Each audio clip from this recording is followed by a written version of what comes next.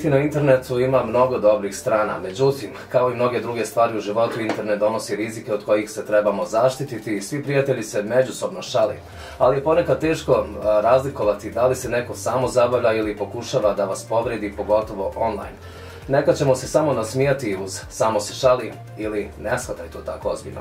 Ali ako se osjećate povrijeđeno ili mislite da se drugi ne smiju s tobom, već tebi, onda je šala otišla predaleko. Ako se to nastavi i nakon što ste zatražili od te osobe da prestane i ako se i dalje osjećate uznemireno, onda je moguće da se radi o nasilju. A kada se nasilje događa online, ono može privući neželjenu pažnju širokog kruga ljudi, uključujući i strance. I gdje god da se nasilje događa, ako vas čini nesretnim, ne treba da ga trpite. Dobrodošli u novo izdanje emisije Aktuelno. Naša današnja gostća je Maja Zorić ispred udruženja Psiholuminis. Majo, dobar dan i dobro nam došli. Dobar dan i bolje vas našli. Evo Majo, otkako su se životi djece i mladih ljudi sve više preselili online, preselilo se i nasilje i postalo je još raširenije. Pa uočavate li povećani broj prijava cyberbullyinga kod mladih koji se vama javljaju?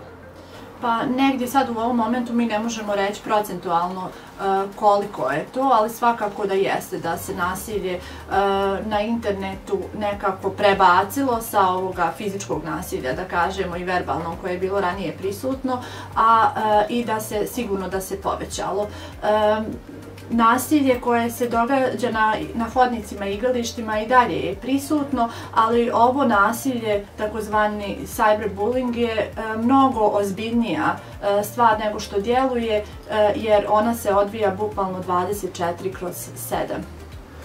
Evo, konkretno, smrt mladića Mladena Dulića iz Laktaša potresla javnost širom naše zemlje i regiona.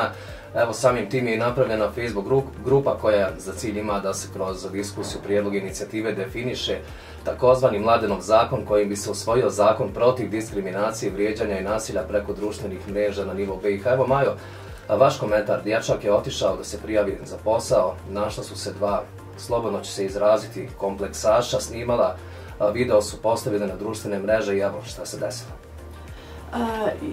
Ovo je jedna zaista stravična situacija i meni je žao što se tako nešto dogodilo pa da se onda mi aktiviramo. Mislim da smo svi trebali ranije da primijetimo šta se dešava, ne samo kada je u pitanju ovaj slučaj, nego sigurno je nažalost mnogo ovakvih slučajeva oko nas u našem okruženju i sigurno da su i roditelji ili vršnjaci primijetili kod svojih drugara da su izloženi sličnim situacijama.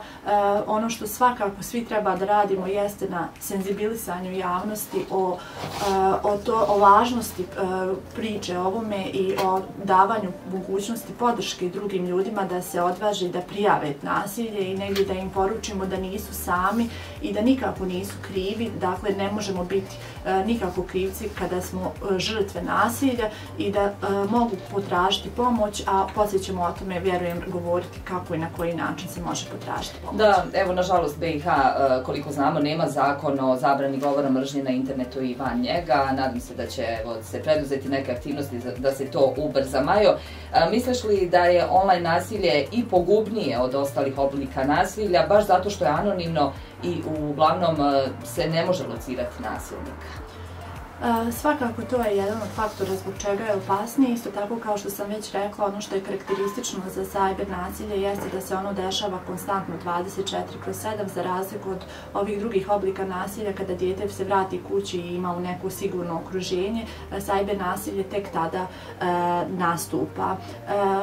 Tamo se na društvenim mrežama svjedoci smo da ostavljaju se stotine različitih poruka koje se lajkuju i šeraju i što negdje utiče posebno na ličnost žrtve, na različite njegove negativne aspekte, pa tako da osoba uglavnom prvo dođe do nekog pada samopouzdanja, probijeni se slika o sebi, postane negativna, zatim se zatvara, javlja se anksioznost, depresivno stanje i onda nažalost se javljaju i te suicidalne tendencije i misli, pa eto u nekim ovako i teškim situacijama dođe i do suicida.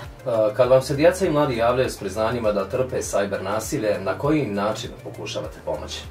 Ono što mi svakako pokušavamo, odnosno radimo, jeste da ih saslušamo i da im pružimo podršku i to su dvije osnovne stvari koje oni trebaju da imaju. naravno uz to pokušamo i dobiti što više informacija kako bismo pravilno uputili osobu, dakle žrtvu, na koji način i kome da se obrate za pomoć i kako da prijave nasilje. Postoji li neko rješenje kako smanjiti, onda i iskorijeniti nasilje iz online svijeta, ali i uopšteno? Ja nekako smatram da je teško iskorijeniti uopšte nasilje, ali negdje edukacijom i senzibilizacijom djece i mladih možemo postići da oni paze ne samo na to kako da se zaštite online, nego kako da i ne povrijede druge online putem, svojim riječima, postupcima, možda podijeljenom nekom fotografijom, videom i slično. Trebamo ih prije svega učiti kako da budu odgovorni i prema sebi i prema drugima. Evo, jesmo li mi odrasli, da kažem, odgovorni za nasilje koja djeca čine online, dajemo li mi loš možda primjer negativnim komentarima na člancima, na društvenim mrežama? Mislite li da i to ponašanje utiče na djecu koja se odlučuju na nasilja? Pa svakako, opšta je nekultura u društvenim medijima, jako je puno govora mržnje. Negdje mi tako odrasli pružamo jedan loš primjer i u okruženju smo mi djeci i mladima kako se ponašati na društvenim mrežama i onda se zbog toga i oni slično ponašaju. I ako neko trpi cyber nasilje, evo šta bi mu ti kao psiholog poručila, kako bi mu pomogla? Ono što sam već naglasila, svakako bi mu pružila podršku i odvažila ga da prijavi to nasilje bez ikakvog okrivljavanja zbog čega je bio, jer to često roditelji ili nastavnici rade uslijed potrebe da zaštite dijete, pa kažu zašto si bio tako naivan, zašto si to napisao, zašto si poslao tu fotografiju. Dakle, u ovoj situaciji okrivljavanje treba totalno da izostane i mi treba da budemo samo oslonac i podrška mladoj osobi. Majo, mi smo svjedoci posebno u našoj zemlji da je mnogo onih koji jedva čekaju da daju svoj komentar, posebno na društvenim mrežama, ali mnogo je bezdušnih i van interneta, teško ih je naravno izbjeći. Možda bi bilo najvažnije roditeljima poručiti da djecu nauče da imaju samopouzdanja, da nije važno tuđe to mišljenje. Jeste, ključ svega je samopouzdanje i ja to stalno ponavljam. Nekad se osjećam i kao papagaj, samopouzdanje i ta pozitivna slika o sebi za svaku mladu osobu posebno je bitno, a da ne govorimo i o odrasloj osobi. I negdje roditelji su u tome ključni u razvijanju samopouzdanja svoje djece, ne samo roditelji nego i nastavnici, jer moramo priznati da danas djeca više provode vremena u školi nego kod kuće, odnosno sa roditeljima, uslijed ovog našeg ubrzanog stila života i nemogućnosti da se radi sa djecom. Tako da i roditelji i nastavnici bi trebali često da razgovaraju sa mladima, sa djecom, da im ukažu na to šta je dobro za njih, šta nije, jer kad im usadimo da oni znaju prepoznati šta je dobro, a šta nije, onda oni neće toliko biti ni podložni uticajem onoga šta će drugi reći, kakva će mišljenja i šta će plasirati. I zašto ljudi imaju potrebu da pišu te negativne komentare? Da li je to možda liječenje nekih ličnih kompleksa, projekcija nekih svojih ličnih problema na druge? U čemu je problem? Eto, to ste dobro primijetili. Ja mislim da su te neke lične frustracije, odnosno nemogućnost izražavanja nekih ličnih stavova, zbog toga što su oni nekada bili isto tako ugroženi ili su se osjećali kao žrtve nečega, sistema možda uopšteno ili nekih drugih životnih situacija i onda putem društvenih mreža, tamo pogotovo tako što se kriju iza nekog lažnog profila, su u stanju da napišu dosta toga što im je, da kažem, na duši, ne razmišljajući o tome kako njihove riječi i postupci djeluju na neku drugu osobu. Kako ohrabriti žrtve nasilja da o njemu progovori i da svoje probleme prijave odraslima, starijima ili stručnjacima? Kako ohrabriti? Na koji način? Ono što možemo raditi jeste da im pružimo podršku, da im kažemo da smo mi tu za njih i da neće biti sankcionisani na bilo koji način ukoliko to urade. Jer se oni uglavnom, da bi prijavili nasilje, ono zbog čega to izbjegavaju jeste boje se eventualnih posljedica ili da će to negdje izaći u javnost. Isto tako moramo voditi računa da zaštitimo njihov identitet i njihovu privatnost. Evo, ti si spomenula posljedice. Kakve su posljedice nasilja na internetu prema dosadašnjim saznanjima? Ono što je karakteristično kao jedna od glavnih posljedica na internetu jeste da se osobe ne osjećaju sigurno nigdje, pa ni u vlastitoj kući, i posljedice mogu biti mentalne, negdje osoba se osjeća ljuto ili iznervirano i slično, mogu biti emocionalne gdje se osjeća osramoćeno, gubi interes da stupi u kontakt sa drugim osobama, i fizičke gdje se javljaju neke psihosomatske tegobe poput nesanice, bola u stomaku, probleme sa probavom, jake glavobolje i slično. Ovakve osobe se uglavnom osjećaju bespomoćno, dakle da ne vide uopšte izlaz iz svoje situacije, osjećaju se totalno negdje obespravljeno i često odustaju od traženja pomoći za rješenje svoje situacije kroz koju prolaze, što onda dovodi do nekih katastrofičnih posljedica. Evo, kada je u pitanju cyber nasilje, s kakvim vam se problemima vezanim osobe najčešće javljaju i koja dob najčešće trpi online nasilje? Pa negdje ono što govore neka naša iskustva i saradnje sa ostalim kolegama koji su imali ovaj vid iskustava jeste da se to javlja negdje u osnovnoj školi, u onim starijim razredima i u srednjoj školi. Dakle, u pitanju su adolescenti i oni su uglavnom njima izloženi, nema neke razlike u poli, podjednako su tu izloženi i dječaci i dječaci, djevojčice, odnosno djevojke i mladići.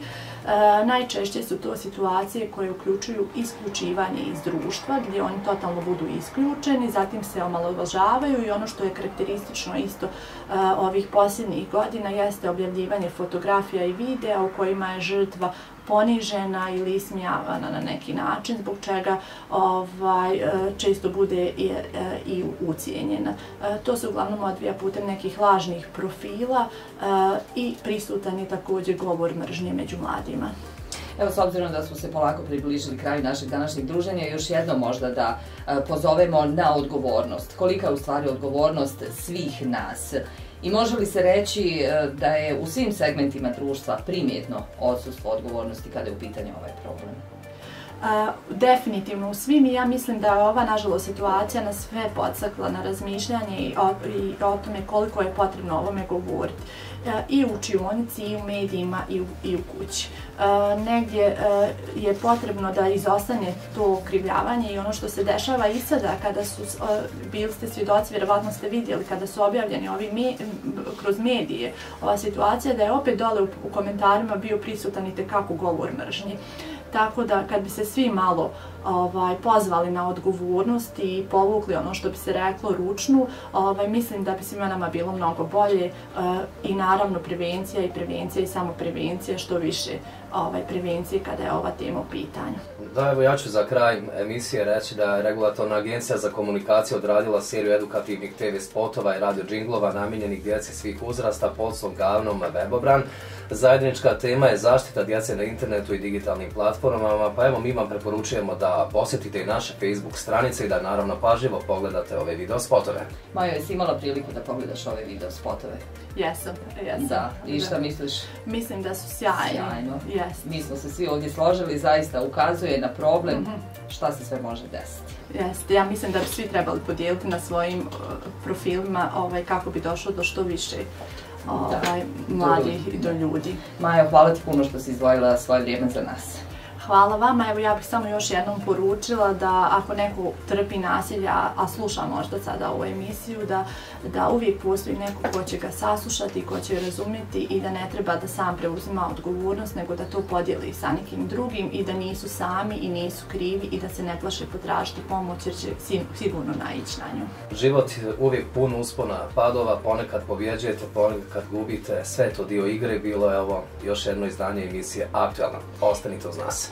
I ovo izdanje, samo još da kažem, pripremili su Vukašin Vulebanjac i Amra Rešić. Podsjećam također naše slušaoce da će video današnje emisije moći pogledati na Facebook stranicama Free Radija i Div Radija i na YouTube kanalu Free Radija. Na istom mjestu nalazi se i sve prethodne emisije ukoliko ste propustili priliku da ih pogledate.